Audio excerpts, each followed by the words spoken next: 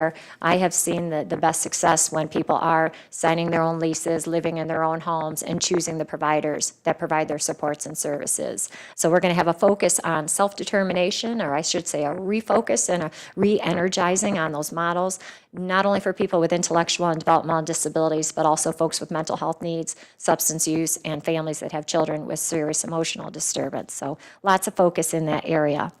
The second bullet under core values talks about using language that promotes dignity and respect.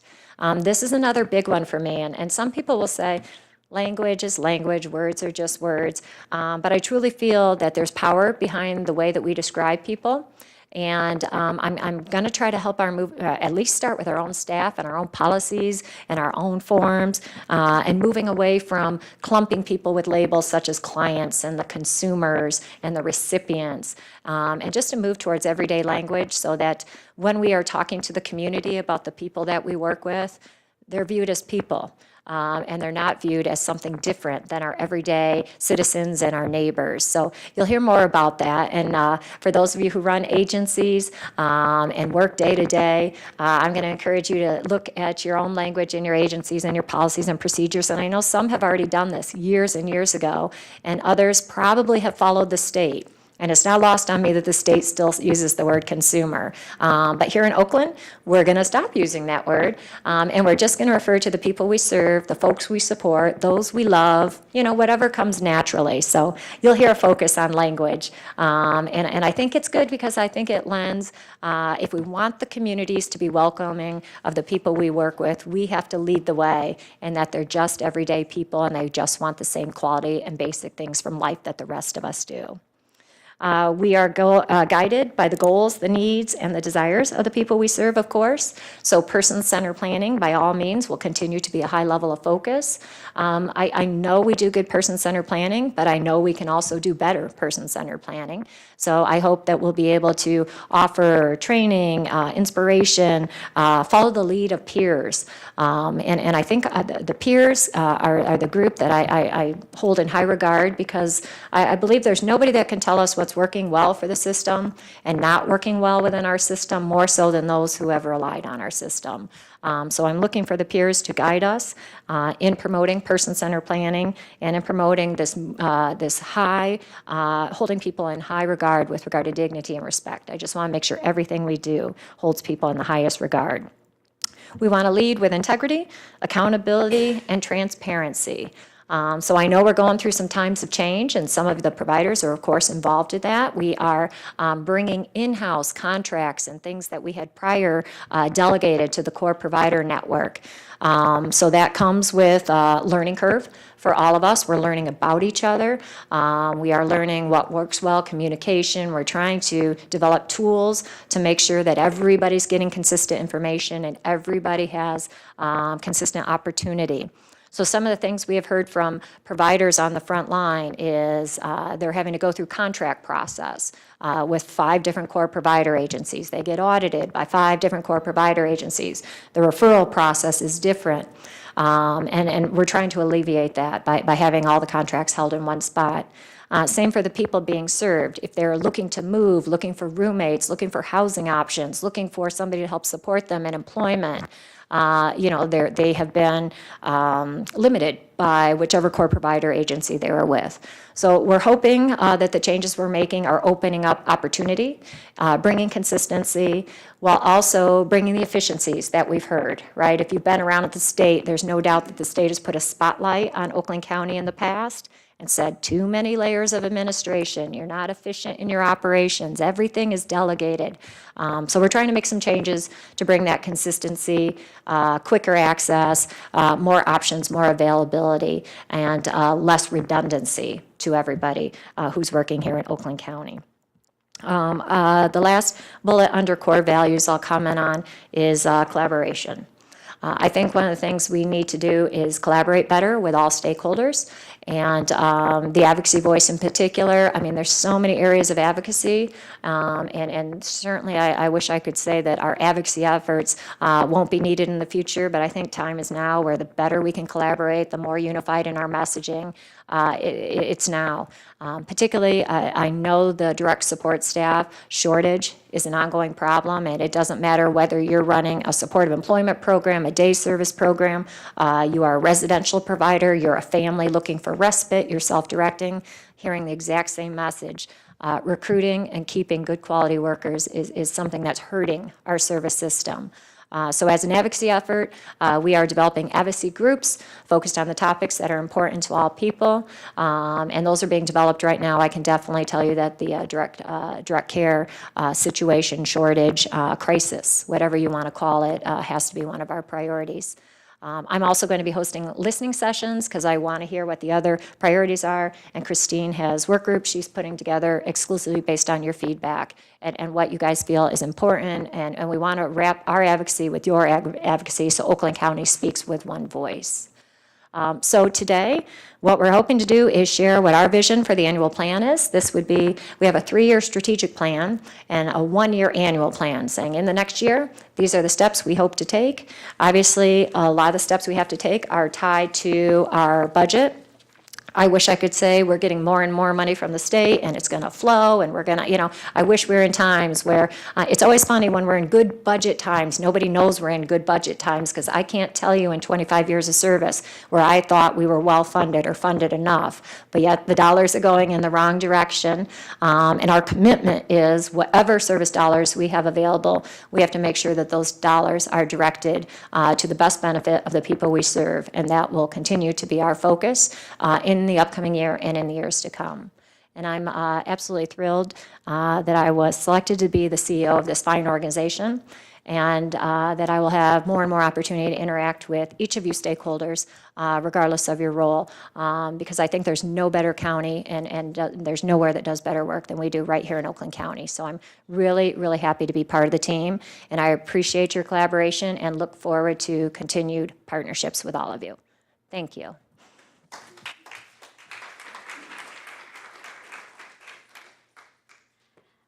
I think our last value, talking about collaboration, segues nicely into Matt Owen's talking points today. Matt is our Chief Network Officer, and he's going to talk about our partnership and collaboration with our providers and our community.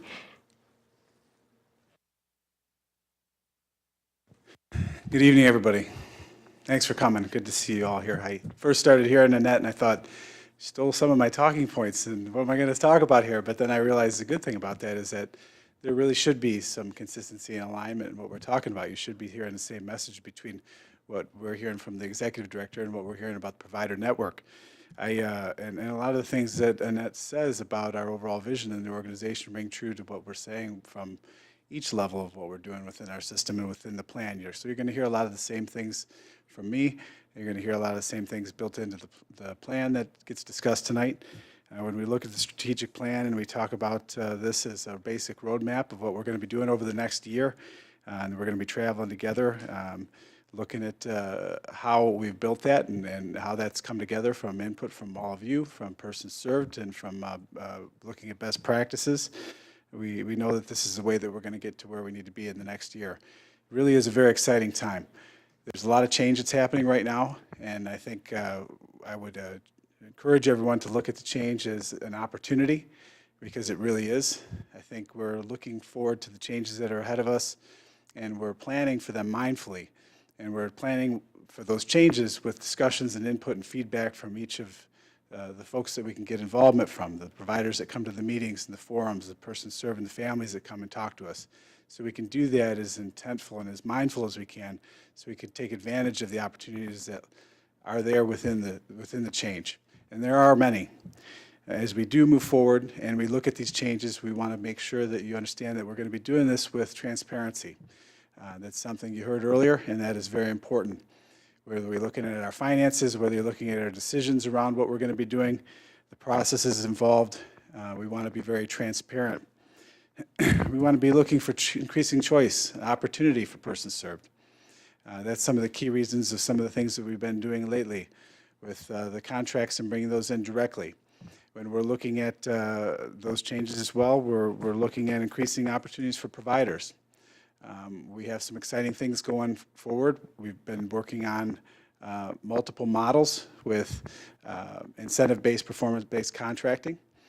We're going to be moving those. We've already moved those through several different lines of our service. We're going to be moving those eventually through all of our lines of service and providing opportunities of incentive and performance-based contracting. I think that's something exciting for all y'all to look at. And what we find in the work that we've done so far is we're starting to find more consistency in the outcomes. We're starting to find that performance and outcomes are improving. So that ultimately means better services for persons served and more consistency in processes and more consistency in the services that are being provided. Overall, I think what I really want to impart is that through this process, through this coming year, that our team here at OCHN is really dedicated to the work that we do. We're dedicated to the successes of our providers. We're dedicated to the successes of our community, and most important, dedicated to the successes of the persons that we all serve. I think coming together, we all recognize that we can work together and do something really special this year. So let's move forward.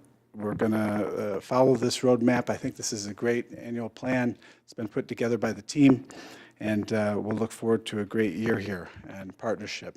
So thank you to all that you bring to the table. And as we move forward, know that we're here to support anything that we can do to help your agencies and help the community as we move forward. I appreciate your time here. Thank you.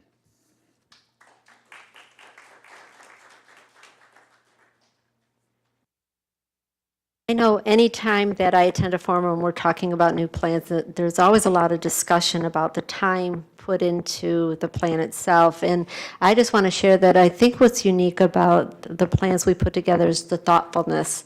And Kathleen Kobach, who is our Deputy Executive Director and COO, really puts a lot of genuine consideration into the words, because they lay the roadmap, they lay the platform from which we work upon to meet the needs of the people we serve. So as we're going through it, she's going to present it. She really authors and brings us all together with her expertise in history and helps guide us through developing a plan that's meaningful and considerate and impactful in our community.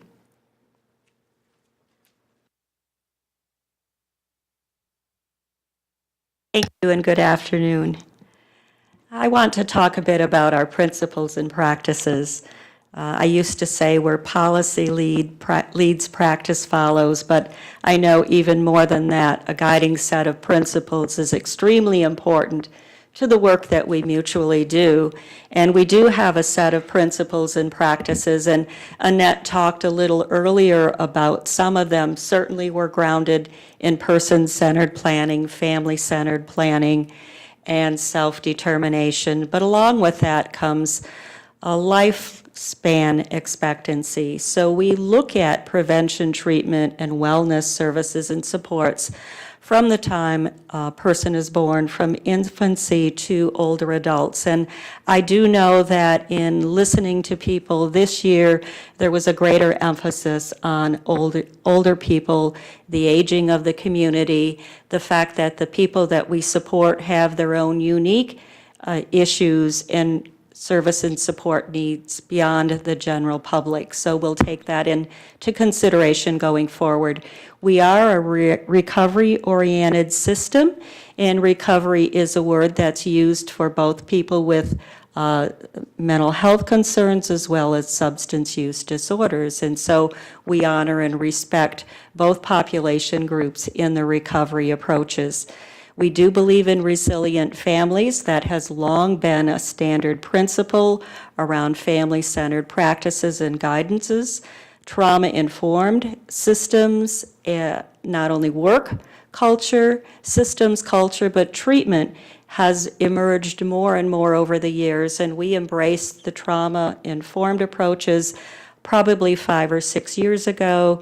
We brought in the National Council or national SAMHSA to come in and help work with the network, to work with ourselves to understand what that means for people supported, what it means for people who provide services and supports, and then as a system, how do you support people who work with folks who have had trauma in their lives? We believe in cultural sensitivity and competency. We believe that service provision, and this is perhaps a well-stated approach or principle, that service provision advances community participation, not just a presence, but a participation and belonging in the community. And this is a new principle we've added. I used to say, gee, that should be self-evident, but we know that sometimes we do need to say these things because everybody has a different definition of what that means, and we really want to move the presence of people in their communities, their neighborhoods, in their cities, in the larger metropolitan region, so that people know that folks we support belong in the larger community.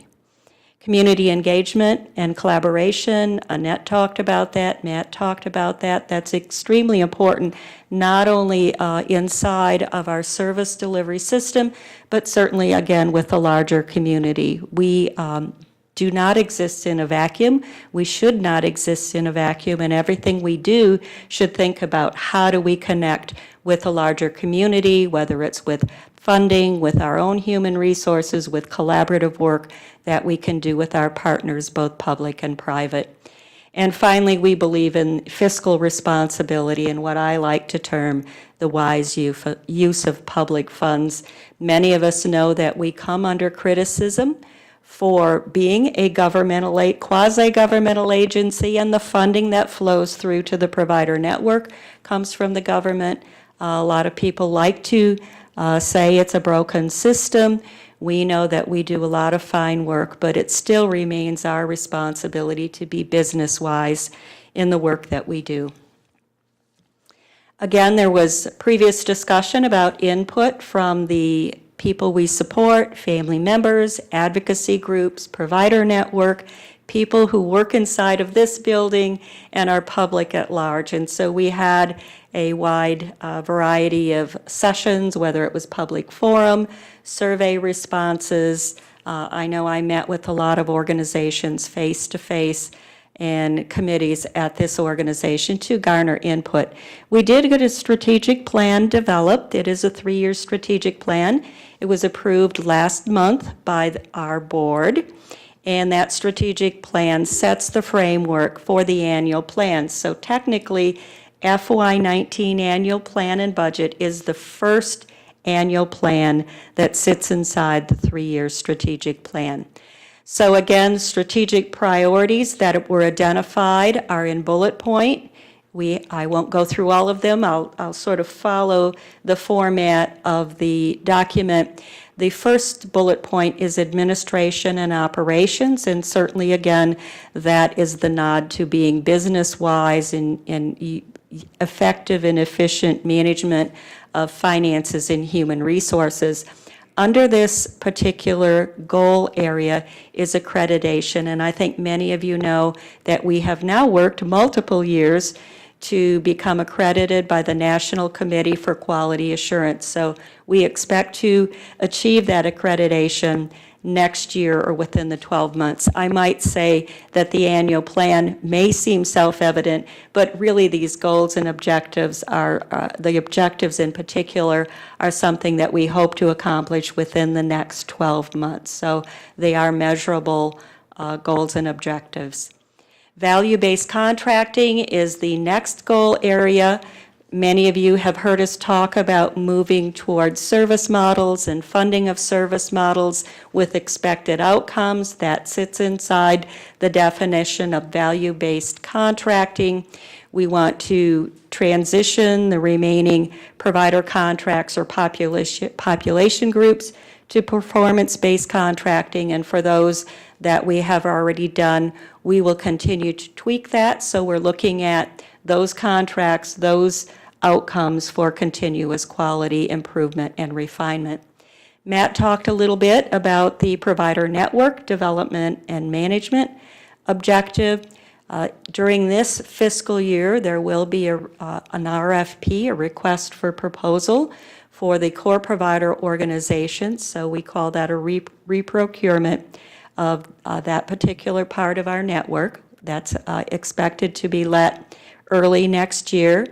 And we want to ensure that those contracts that we are assuming on October 1st, well, the residential, of course, the non-residential was January of this year, that we continue to address the transition of that, but also work with that inside the context of home and community-based service transition plans. We talk a bit compliance here. I'll probably change that up a little bit because we really want to embrace and move toward those goals and objectives and expectations for that transition plan. Advocacy and empowerment is the next goal area that we're looking at. And the first bullet point area talks about civil rights and guardianship.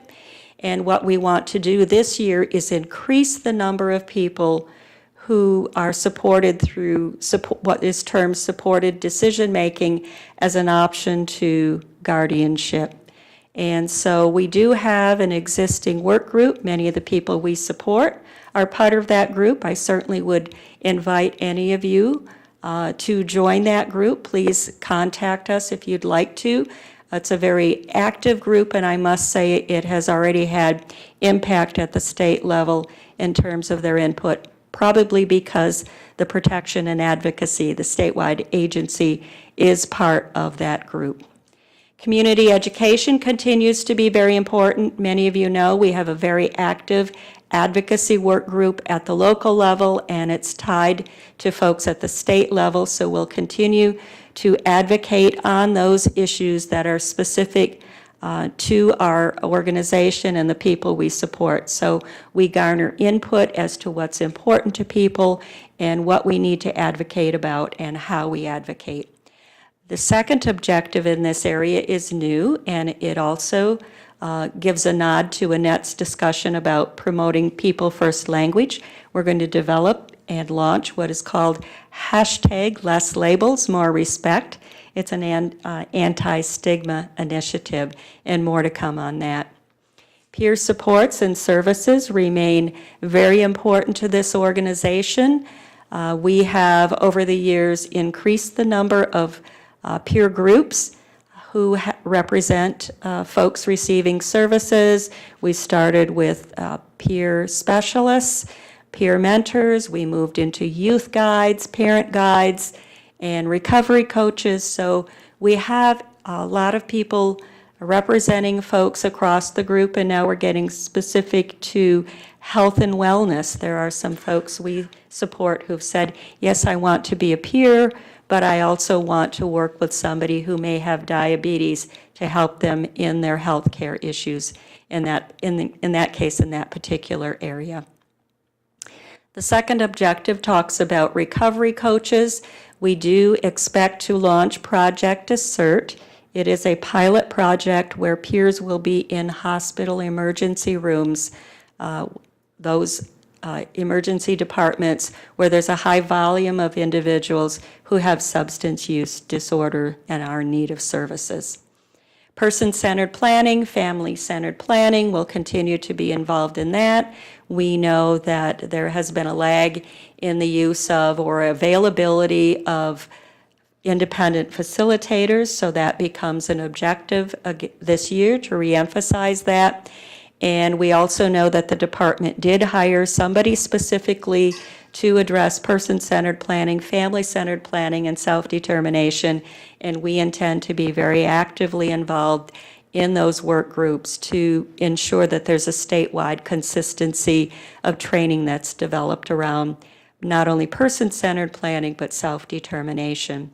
Annette talked earlier about self-determination and increasing the number of people involved in self-directed arrangements. And we are also talking about increasing self-directed arrangements via a request for proposal process. So this is fairly new, but more to come on that. We feel a sense of urgency. We're looking for people, for organizations who embrace that sense of urgency and want to advance self-determination across the entire provider network.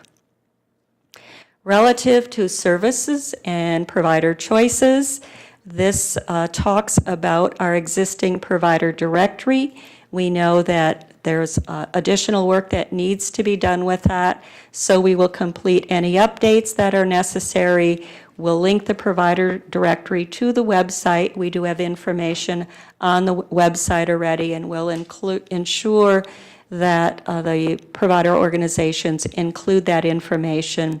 The core provider organizations include that in their intake or welcome packet. Budget and finance is the next section, and this certainly has always had a breakout area because budget and finances are near and dear to our heart, as was indicated earlier. When there's sufficient money or funds, people pay less attention to it, but certainly over the last number of years, with declining revenue streams, we've had to take a hard look at this. We'll continue to implement budgeting and financial risk strategies to maintain a balanced budget. We certainly, in budget and planning goal, expect all people who come to the table to be involved in that. The first objective is to collaborate with the provider network. We know we've had transition work that we're doing with the contracts that we're bringing in and the changes that we expect to occur this year. So we will continue to work with folks and move the transition of the contracts and really take a look at service models, service funding, and revenue streams, and see how we can move toward greater outcomes and support financially the provider network so that we have a very strong and vibrant network. We're going to refine revenue and expense modeling to better do prediction. Anya Eliason, our CFO, will talk later, but we are working at a multi-year prediction as best we can on revenue streams so that we can be ahead of the curve on where we believe the financial revenue stream and expenditures are going.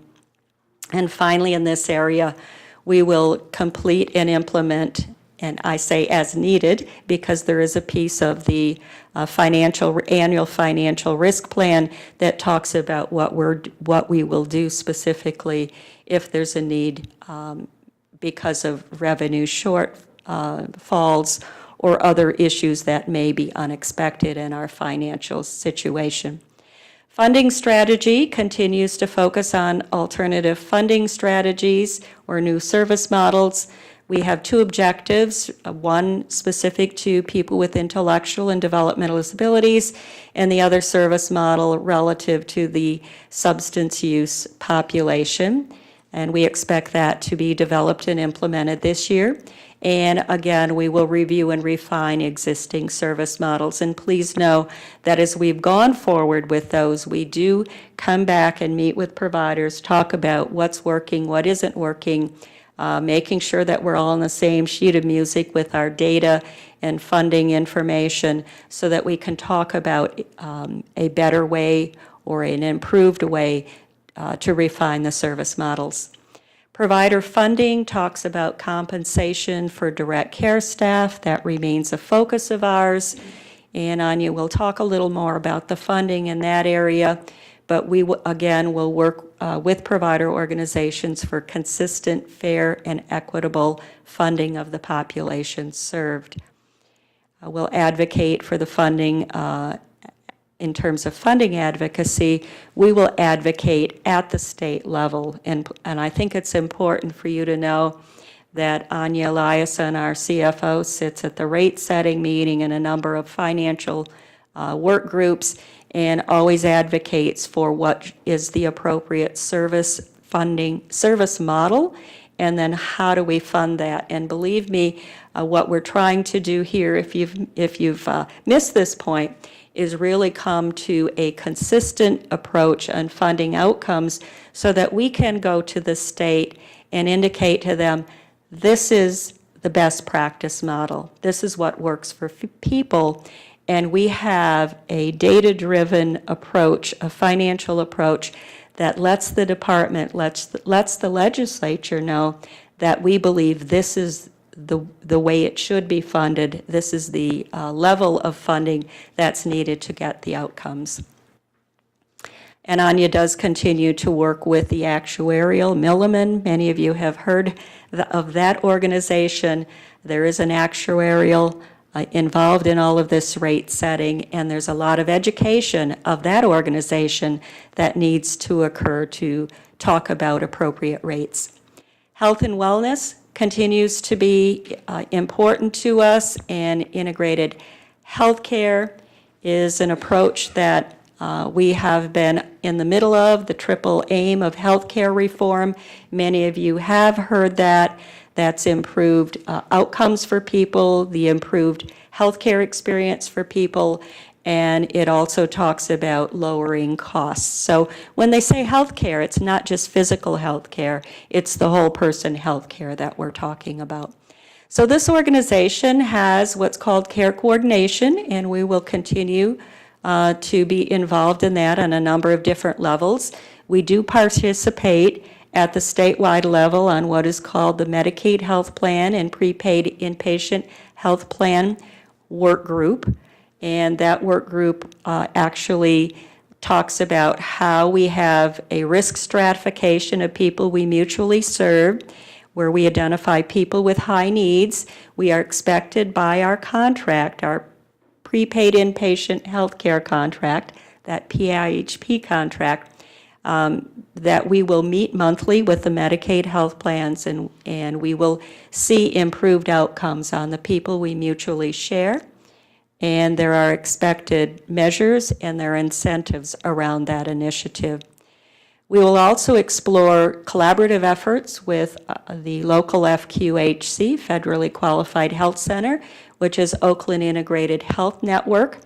And we expect to have and as well as the health division, we expect to take our data, they call it big data, and share it with them. It's de-identified data, so that we can take the information that we have on healthcare, put it inside or set it inside county-wide data so that we can look at the total health of this county and really get a sense of what the county needs are, not just what we need inside of our own organization.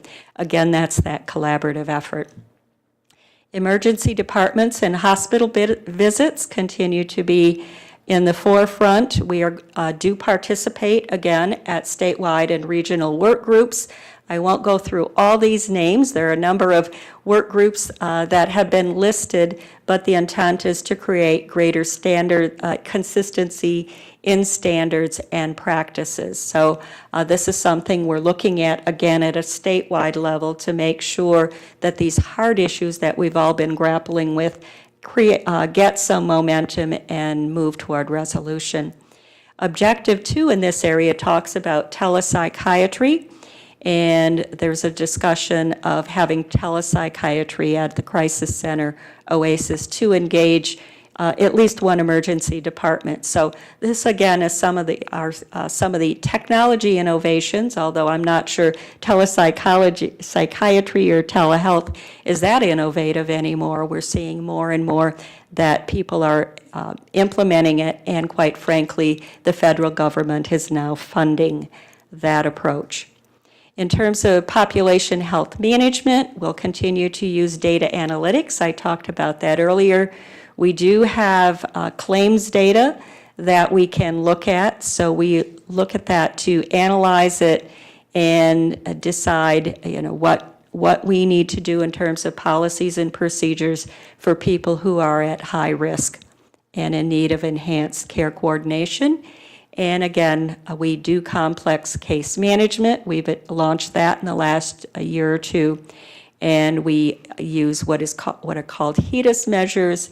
And I do have that in the definition section, but it is a standard health measure that 90% of the health industry uses. And so we are using that more in common, not only with our health plan initiative, but just through our work as expanding ourselves as a nationally qualified health organization. Services and supports. We give a nod to children, youth, and families. Again, this is talking about the service model and adding in incentives. And I think many of you know that we have had a long-standing coalition with the County Health Division around youth suicide prevention work. We are funded by the department for that work. In terms of justice initiatives, and that does talk about adult and juvenile justice systems, we will continue to implement the Mental Health Diversion Council work plan. And this county, if you don't know, is well noted for doing some really wonderful diversionary work and keeping people out of jails and reentry to prisons. We have been asked to co-facilitate a statewide justice and behavioral health work group, so you'll hear more of that as that develops. Many of you know we've launched an intensive crisis stabilization service for youth, so that is up and running, and in the next year we will take the opportunity to evaluate its implementation. In terms of culturally competent services, there are a couple of things that are happening relative to that. We have a strategic plan for military and veterans families. Actually, the state started that. We hired somebody specific via a grant who is heading our initiative around that. So you will again hear more from that staff member in terms of what's happening. And we have already launched a cultural competency work plan to make sure that disparities in services and supports and access to services and supports is addressed. Social determinants of health, many of us have heard that phrase. That's the going phrase across the industry. It really is talking about those things that are important to all of us and stabilize us, that there's good housing. And so we will continue with the development of what is called an Oakland Housing Link. It will be launched October 1st, and it's a way to help people find housing and ultimately roommates, and support them in their own responsibility and in selection of those roommates and location where they want to live. We're going to increase competitive employment. That is a leading indicator around work. And in terms of transportation, we're going to take a look at the funding that we have, the ways that people are transported across the county, perhaps across the region, and collaborate with community partners. If you heard me speak about strategic planning, you know, I talked about Lyft and Uber and driverless cars and all sorts of ways that people are really looking at the future and actually are currently doing to address transportation needs. That is, of course, in addition to some of the traditional approaches of transportation. We have a very active substance use prevention and treatment team in this organization, and certainly an active provider network. This year, we're going to be doing an RFP, a request for proposal, for recovery housing. We expect to establish a contract with the Department of Corrections to manage services for people who are coming back to their community from prisons, and we will continue with the opioid-related prevention and treatment services. I think many of you know, certainly at a national level, state level, and local level, that the opioid epidemic, and they do call it an epidemic, is devastating many, many families and many communities. And finally, the last goal has to do with technology and innovation. This is really a breakout goal this year because we believe this is the disruptor of the systems, if you will. It's very exciting. but many of us know that our houses are changing because of artificial intelligence, whether it's Alexa, Google Home, whether it's a Fitbit you wear, your Apple Watch, you name it, telehealth, telemedicine is in the forefront. So we expect to take this year to explore a number of those areas, including the continuation of data collection. So the first objective in data analytics talks about evaluating data visualization. Many of you know we have dashboards. We use iDashboards. Is there a better product that we can use that's more user-friendly? And that will certainly be introduced to more and more of the provider network as we go forward. Innovative technology, again, is that nod to smart speakers, and we intend to evaluate some tools and software to promote technology to support people. Just a couple of weeks ago, we had someone in who was talking about an app that supported people with substance use, and it's very interactive for people. And I think many of you have heard me also talk about the fact that they now have software that is actual evidence-based practice in cognitive behavioral therapy. So in conjunction with meeting with someone's therapist, they also have access to interaction with their own software around that. And finally, we have health information exchange, and we've already begun discussions with Oakland Integrated Health Network. We know that true integration involves the movement of data and information across systems, and so we expect to step that up. As a matter of fact, we met with someone today from Owen, and it looks like we may be able to exchange some information in a much easier fashion than we thought. And that is extremely important to our system because, quite frankly, Owen and this network mutually support 60% of the people served at Oakland Integrated Health Network. So we have a real stake in upping the bar on that. And then we want to identify other opportunities to share data with health providers through the Michigan Health Information Network. Many of you know that by the acronym MIHIN.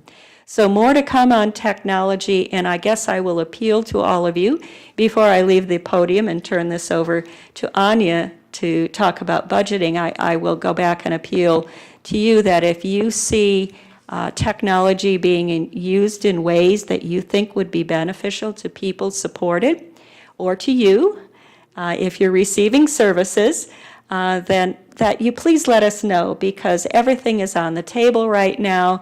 The price of a lot of the technology is coming down, and when we look at the investment, we say, hey, it may look like it costs a bit, but to be hospitalized is even more. So we look for the investment for better outcomes for people. And again, that's a wise use of public dollars. So I am going to turn this over to Anya.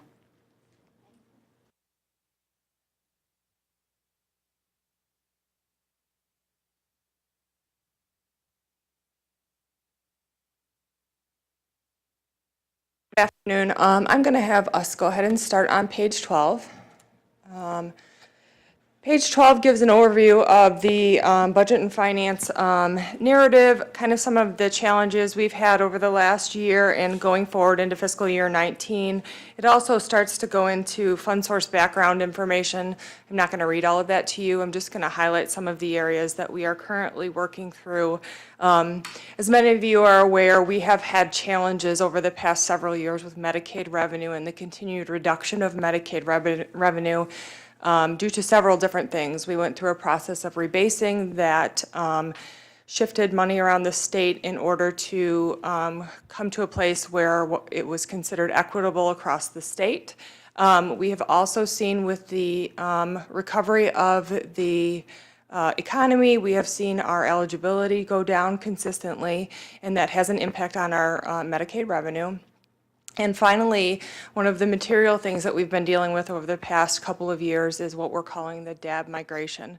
And what that is people who have been funded through our DAB revenue, which is means disabled, aged, or blind, and it's a fund source that actually per member per month is the highest of our fund sources.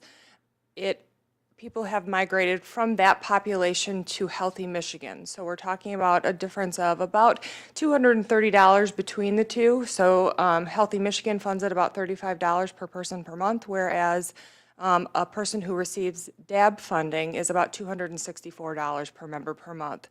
So while that doesn't sound a lot on an individual basis, when you consider the fact that we're funded every month for roughly 218 to 210,000 people who are Medicaid eligible, it does add up over time. Unfortunately, we are also not paid for the actual number of people we serve. So while the number of people who are eligible may go down, the number of people we serve doesn't necessarily go down at the same percentage. So those are just some of the Medicaid challenges we've been dealing with over the past several years.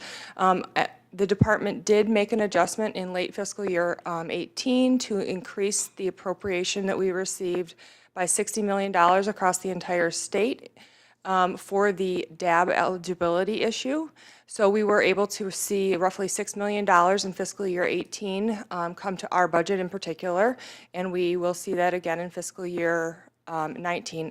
Did I just say fiscal year 16? I apologize. So going forward, we do expect to see that revenue. Some of the other things we are expecting to see in fiscal year 19 is changes to appropriations for autism revenue, as well as a slight adjustment in Healthy Michigan revenue. So what we're planning to do in fiscal year 19, and consistently with fiscal year 16 and 17, is continue the direct care wage increase that OCHN passed on, in addition to the MDHHS 50-cent increase that was started in fiscal year 17, I believe. So those are just some of the quick highlights. As I mentioned, I'm not going to read this to you. Certainly, if you have questions afterwards, you're welcome to follow up with us. So I'm now going to move on to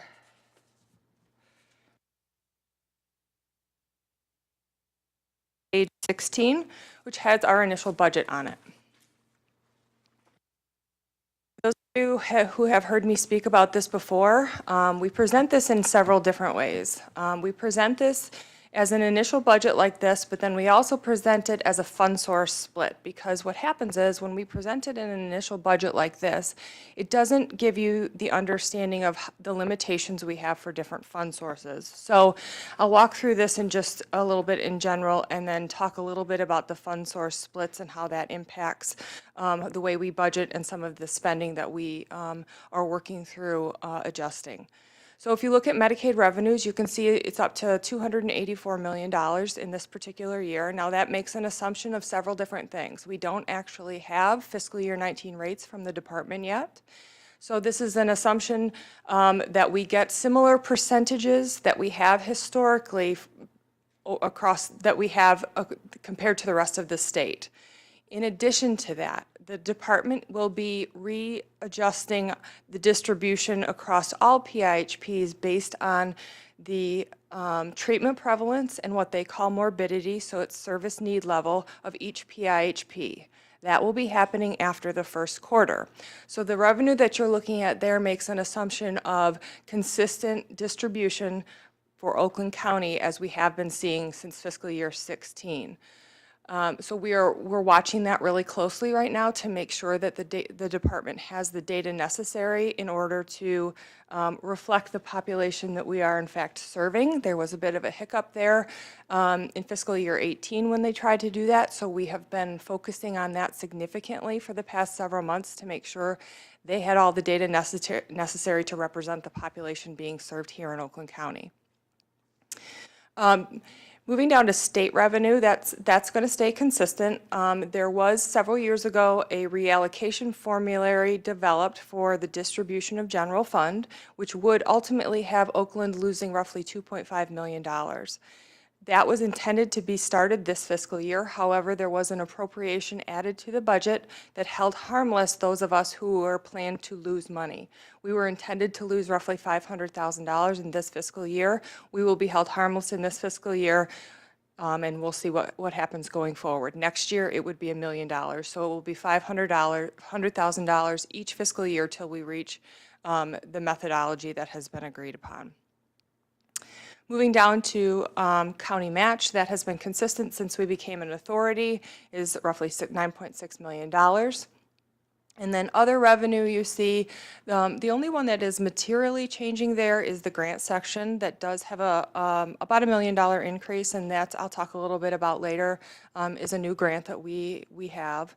And SUD other, and the new line you see there, tenant income, is in relation to this particular building and the plan of having tenants in this building in the coming fiscal year. We estimated that very conservatively, but what that will do is offset administrative costs related to this building. We do have several in the works and almost finalized at this point. Down to expenses, you can see total administration there at $18.8 million. That's a little bit of an increase from prior fiscal year, and that has to do with the centralization of delegated functions and us having the staff here at OCHN as opposed to in the provider network. What you can't tell from this budget is when we report administration to the state, we actually pull out delegated administration from the provider network and add it to our administration. So the shift you see here on our budget is actually not a shift that the department would see, because we are required to report all delegated administration that is within the service networks as our administration. So the shift you see here is not the same as what the department would see. There's a little more shuffling that goes on related to that to make sure that we are reporting all administration as administration regardless of where it sits.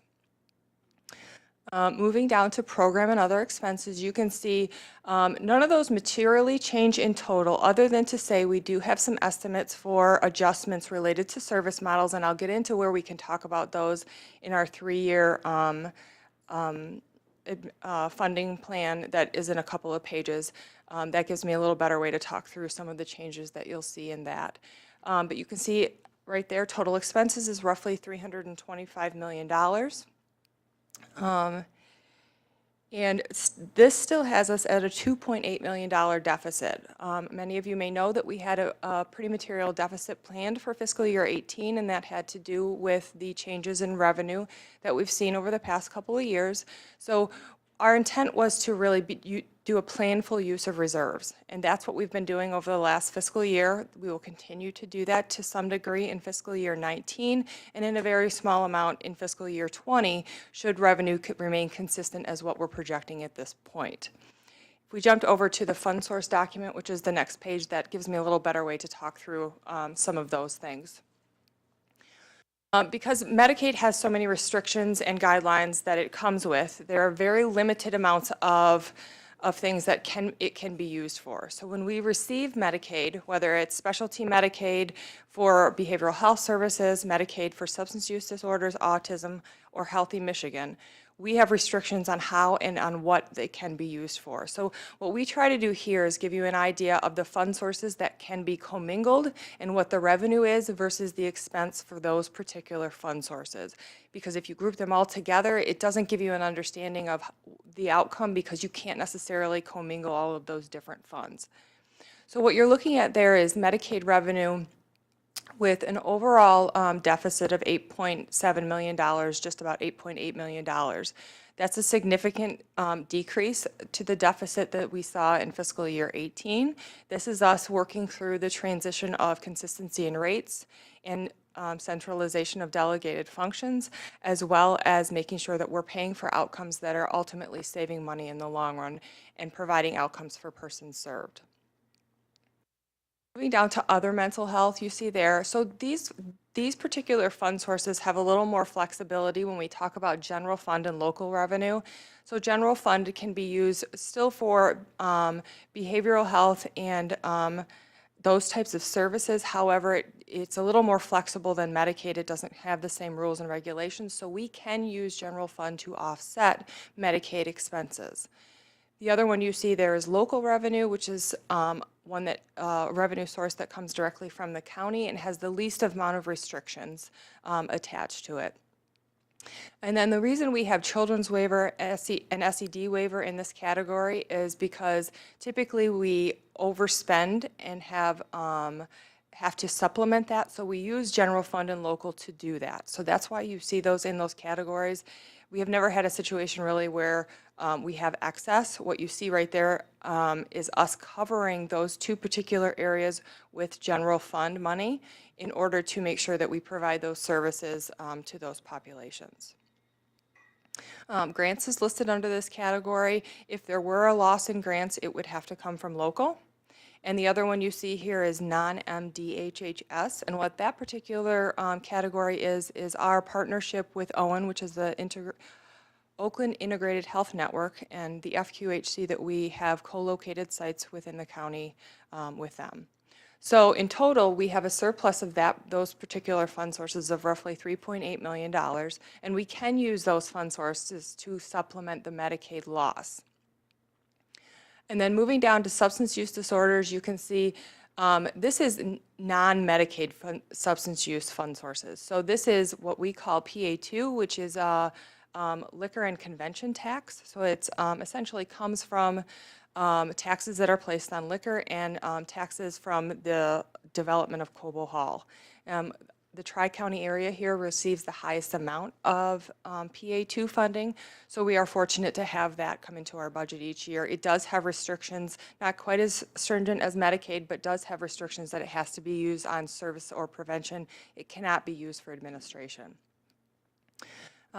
Substance use block grant, this is actually the first year that we have had a substance use deficit. We have worked really hard to use all of our block grant from substance use because with the implementation of Healthy Michigan, block grant did not see the same reduction as general fund did. So for a while there was excess block grant, and one of the rules with block grant is that you can't keep it.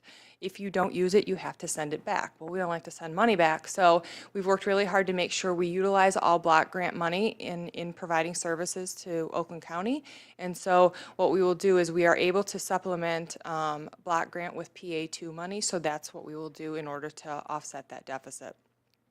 STIR grant is another grant that we have received. It's specific to SUD. And so you can see in total, it's roughly $2 million surplus in what amounts to PA2 funding for fiscal year 19. So if you were to commingle all of that together, which we saw in the previous document, it's a total deficit of $2.8 million, which again I mentioned is a significantly lower deficit than we have seen in fiscal year 18. And if we now move to the next slide, I will talk a little bit about the planning related to the fiscal year 18, 19, and 20. So 3-year planning is something we have done. We in finance do this on a rolling basis. We update things as we hear things. We've started presenting it to our board so they have an understanding of kind of where we're headed and the things that we see happening and shifting in order for both them and the public to have a better understanding of our long-term plans. So one of the things you can see here is us planning for the amount of revenue we expect to see related to the appropriation adjustments. Those potential line items are all amounts that we are projecting based on not having actual rates yet from the department, but knowing what the appropriation is and our percentage that we typically get from the appropriation. So you can see there's percentage amounts that we typically get based on the methodology that Kathleen talked about a little earlier. That's something we receive on a regular basis, so we know kind of what we expect to see. The only thing that might change that is a change in methodology or a change in how they distribute money across the state. So this, we feel, is fairly reliable. We'll know for sure within the next week or two when we receive rates and we run it through all of our files to make sure. But that's what we use to really start to project revenue even long before we actually have rates from the department. That's what we do in the interim as far as if there's any adjustments going on. The DAB adjustment that did happen in late fiscal year 18, this is roughly what we thought we would get. I think they projected 6.4, we say 6.1, and that's just because the continued drop in eligibility. One of the things we were a little surprised about, and not a little surprised about, a lot surprised about in fiscal year 18 was a death adjustment. So essentially what that means is people we were paid for had died actually prior to the payment, and that is something that they consistently do, or we thought they were consistently doing every month, and unfortunately, they hadn't been since mid-fiscal year 16. So we were surprised with a $2.1 million reduction about mid-year fiscal year 18. We hadn't planned for that because we thought that that was being adjusted every month, but we're watching that a little closer now to make sure that they are doing it so that we can ask some questions if we don't see that happening. So if you scroll down just slightly, Christine, what I want you to see is their total Medicaid does go up for fiscal year 19, and that has to do with those increases to the appropriation. So that's a big part of the adjustment to our total bottom line of being a significantly less amount of overage than what we saw in fiscal year 18. So you can see it's about 14.5 million or so increase to Medicaid specifically. And right now, until we have a better understanding of what this new adjustment for distribution will be at the end of December into second quarter of next fiscal year, we won't start to adjust fiscal year 20 just yet. But this is something we do on an ongoing rolling basis. Anytime we get news of an adjustment or see a trend happening, we will update this document, and I think going forward are presenting it both to the board and to the public on an ongoing basis, just so you have an understanding of some of the trends and changes we're seeing and we're starting to plan for. Moving down to general fund and other revenue sources, you can see we did zero out that general fund reduction for this fiscal year. If we do receive it for next fiscal year, it will be $1 million, and we will see that 2.5 more times so that we can catch up to what the state believes is the appropriate distribution of general fund money for Oakland County. What you see again, the other line that I pointed out down there is tenant income. We are projecting pretty conservatively on tenant income for fiscal year 19, just because things like build-outs and that have to happen still. So we made some estimates on that. And then in fiscal year 20, our hope is to have all of the floors filled and utilized, which is roughly a $900,000 income to offset expenses related to this building and have it really be the vision that was planned for this space. Going down to expenses. So we talked a little bit about expenses and adjustments to that. The one benefit of a new building is that there's not a lot of repairs and maintenance we have to plan for. The one we do have to plan for in fiscal year 20 is our parking lot. So we've started to throw in things like that. So this is, you're seeing some of the detail that we're planning for going forward. Anything material that we see happening, anything smaller we wouldn't necessarily list here, but this is just so everybody has an understanding of kind of the things that we're adding in and we're thinking about over time. Moving down to core providers, what you see going on there, and this is adjustments related to the centralization of some of the delegated functions that have historically been at the provider network. We have that projected right now at roughly $4.7 million that will be centralized here at our administrative level. Again, as I mentioned, this is not necessarily a shift that the department will notice as much, other than we are not planning to have $4.7 million of staff shift to here. So the department should see a savings overall in administration as we centralize those delegated functions. One of the other things you see there is service model adjustments. In moving through, working through service models, we do expect to see a reduction in some of those expenses related to providers that were historically paid at higher amounts than others. Given that consistency in rates is one of the priorities of service models, and we do expect long-term savings from that.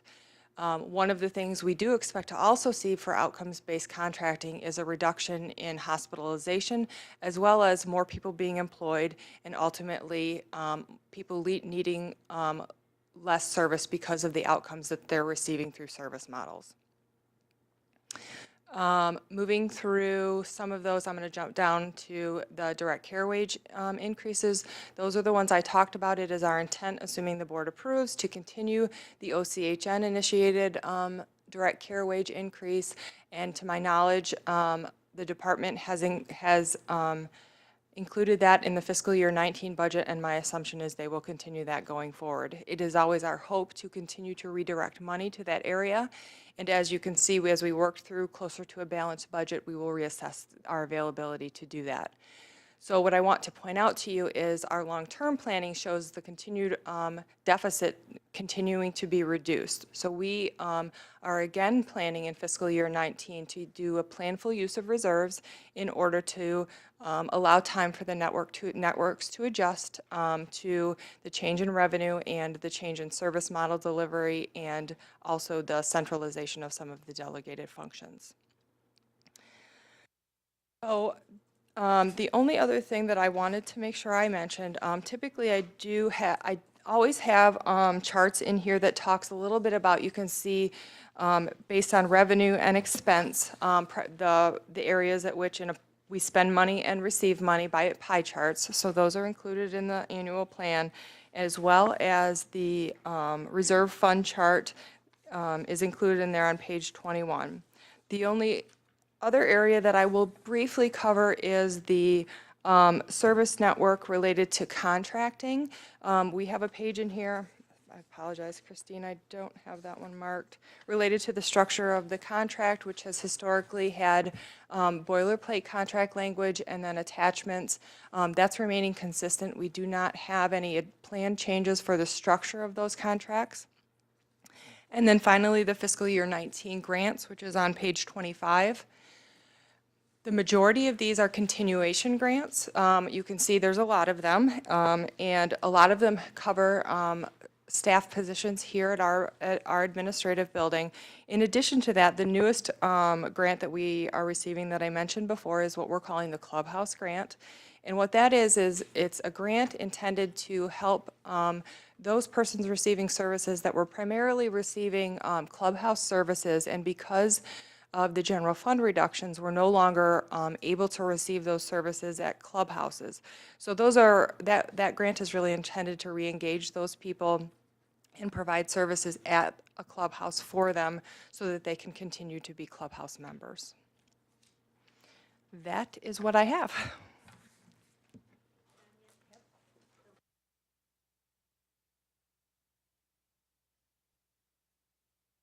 As I mentioned in the beginning, we are going to have an opportunity for questions and answers. So I'm going to ask Matt and Annette and Kathleen and Anya to come to the front. We'll have a couple microphones up here.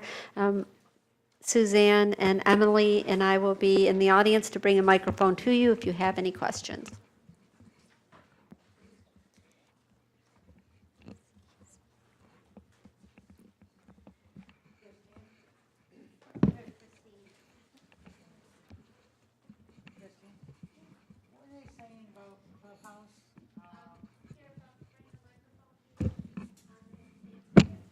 What were they saying about Clubhouse is providing money for people to go back to the clubhouse? Because due to cutbacks in the state of Michigan, a lot of clubhouses has not many people showing up at one time. And she just said something about the state will provide money for persons to continue going to a clubhouse? We received a grant that is intended to cover for persons who were transitioned out of services that were receiving clubhouse services. We are receiving money in order to allow those people to re-engage in those services. So that will start in fiscal year 19. I'm with Dreams Clubhouse. I was just going to add that what we were told, it was the advocates reaching out to the legislators, and it was the legislators who allocated this money specifically to certain regions of the state. So I believe there were 4 regions throughout the state that received this grant funding, and Oakland was one that the people served, their family members, advocates, spoke to the legislators, and it's true evidence of advocacy and having your voice heard can have an impact. So we are thrilled to be receiving this funding specifically for those people who were transitioned from Clubhouse to community resources and be able to welcome them back. It is a one-year grant, though, I must say. It's for fiscal year 19. So I wish we could say we're welcoming them back permanently. And what I would say is continue the advocacy efforts so it'll continue to be reallocated.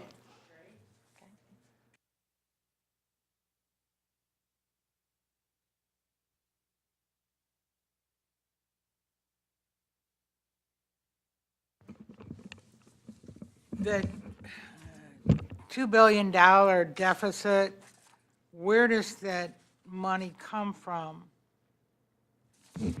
The $2 million deficit that's currently planned for fiscal year 19, is that what you're referring to? Yes. So that, we have reserves to cover that. So we have a limited amount of what's essentially savings that we will use as we plan for ways to reduce expenses in order to handle that during fiscal year 19.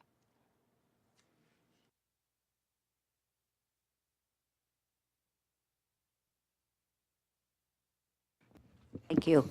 Matt talked a little bit about the push for consistency among the provider network.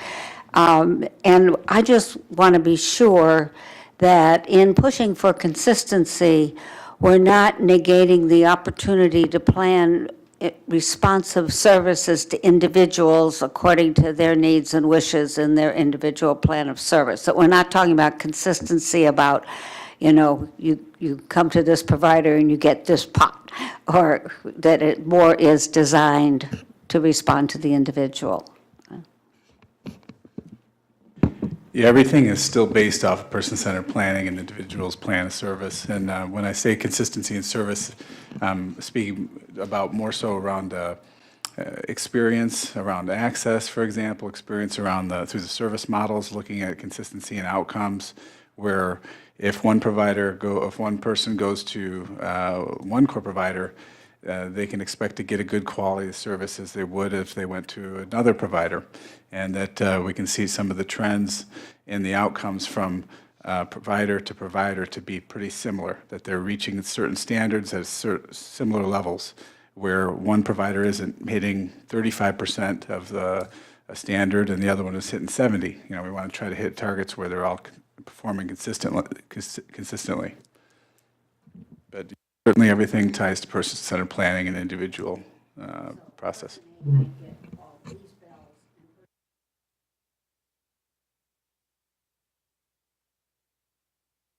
All depending on the person's needs, individual needs.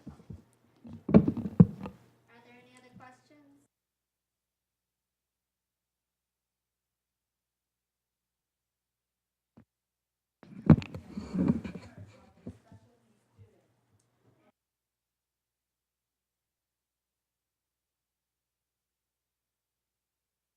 Good evening, everyone. I'm a parent of a special needs students in Southwood Public School, and I am with the PTA. And my goal has been, since they initially brought the students back to the district a few years ago, is to make sure that these students are given the opportunity to use their skill sets, hopefully for employment if they're employable.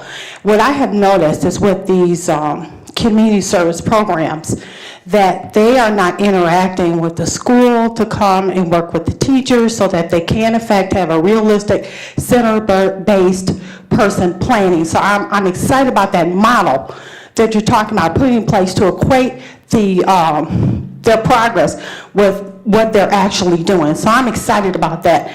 And I want to know if are the school districts being informed about this as well? Is it up to them to be here to find out this information? Because it's been frustrating to me. I work with some parents. We've had a couple kids transition out for the first time. They're sitting at home as we speak. Had we had something in place with that community service program, in addition to working with the school, those kids would be either in a program, there's a program for them, or be employed somewhere.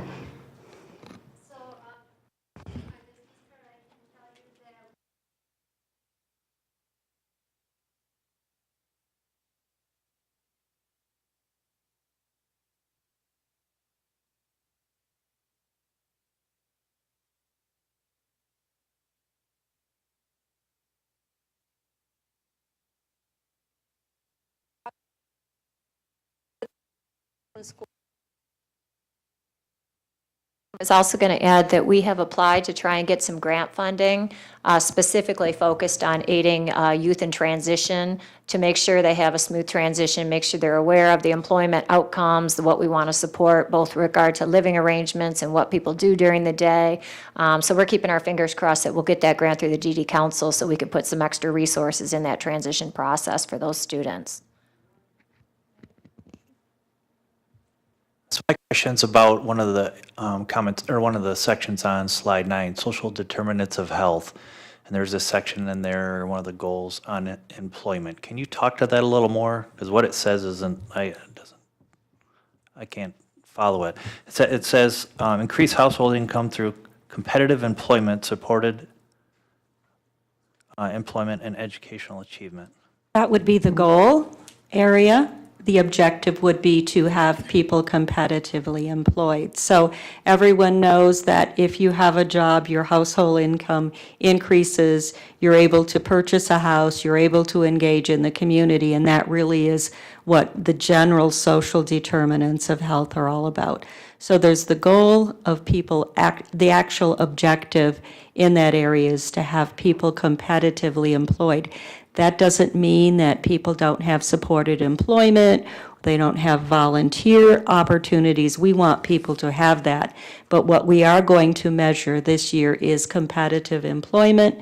We've found, I believe, that we sit at about 14% around there of people we support being employed. And it's woefully under the percentage it should be. And so we know that to achieve outcomes, you need to measure the outcome you want. So we are pushing toward competitive employment as the goal area. That doesn't mean that's the only thing that's going to be funded, but that's what we're measuring in this particular plan year. Are there some folks working on that? Is that something that, how do we stay in touch with what's happening towards that goal? Yes, we have, actually, this comes out of the employment team person from this organization, and Francisco's certainly been working with many organizations around increasing employment, increasing wage for people.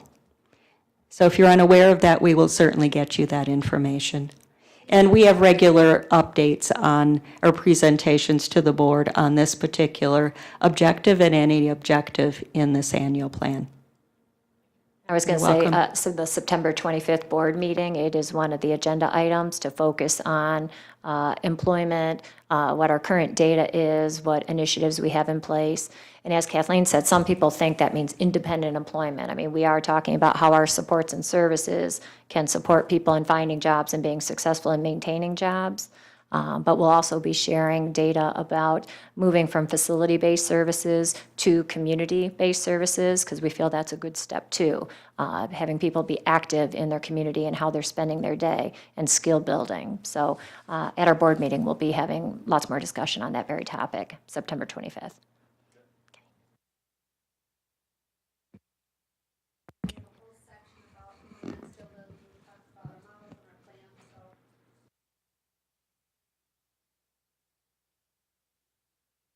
I think the gentleman in the back maybe didn't hear, at least maybe some others.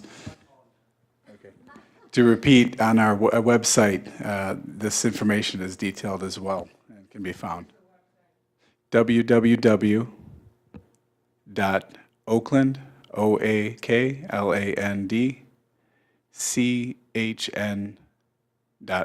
www.oaklandchn.org.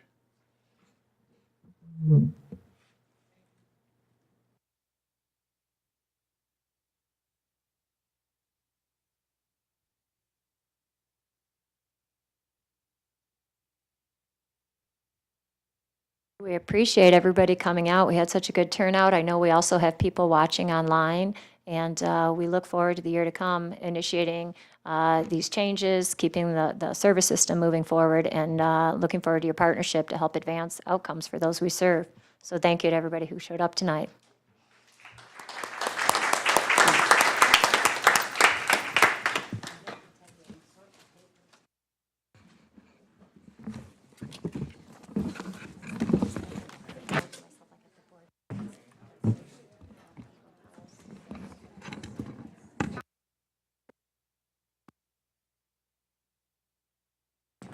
stress.